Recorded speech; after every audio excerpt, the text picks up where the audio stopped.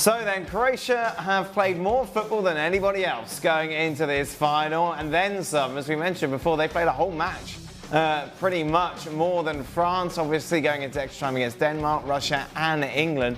Denmark, Russia going to pens. That Mandzukic goal seeing them through to the final. Yes, they're knackered. Yes, but they're walking. Well, they look not bad after the Denmark 120 minutes plus penalties, but after the Russia 120 penalties, there was like bodies lying around, and Subasic was injured, the goalkeeper. Vasaliko, the fullback, was injured. Both made the game. Now they've shoveled another 100. Goal scorer Mandzukic, he was hobbling around, wasn't he, at the end of the last game? You made the point tactically that they worked it today, so they didn't have to run around. That wasn't the.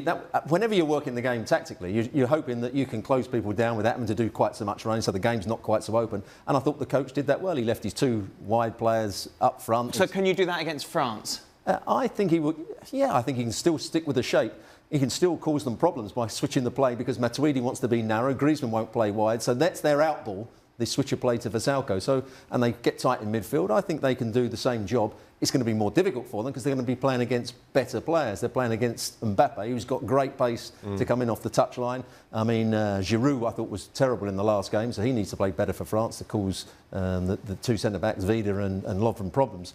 But I think they can still put in a very good performance. But if Perisic wants to play, if Perisic wants, and if Croatia and Perisic in particular want to take as many risks as they did today, and you know, with leaving Trippier to go forward sometimes, left him to go on to the fullback, and hope that it would break down and you could fire it out there and he would get at them. He's going to leave Strinic one-on-one potentially with Mbappe, so they may have to just alter the risks that they take within the game. I don't think they'll change the shape. I don't think if the personnel are there, they'll do anything differently. They might juggle it a little bit within the game, which is what is the right thing to do, and is what England didn't do in this game.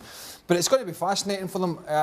Yes, they're going to be tired, but Jesus, if you can't get yourself ready for the World Cup final and have some energy, then you never will. So I think they'll be ready. It's going to be a totally different test, obviously, with Mbappe and his pace. You have to have a plan for him at the very least.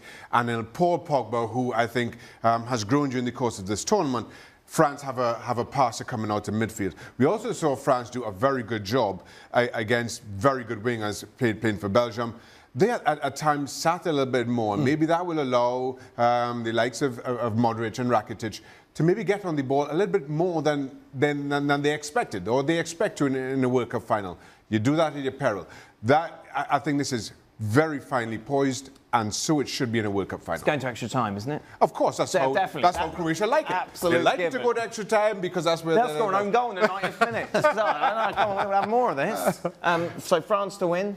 Yeah, I think France win this. Yeah? Yeah, Pogba against Modric, a great battle, but Pogba to come out on top.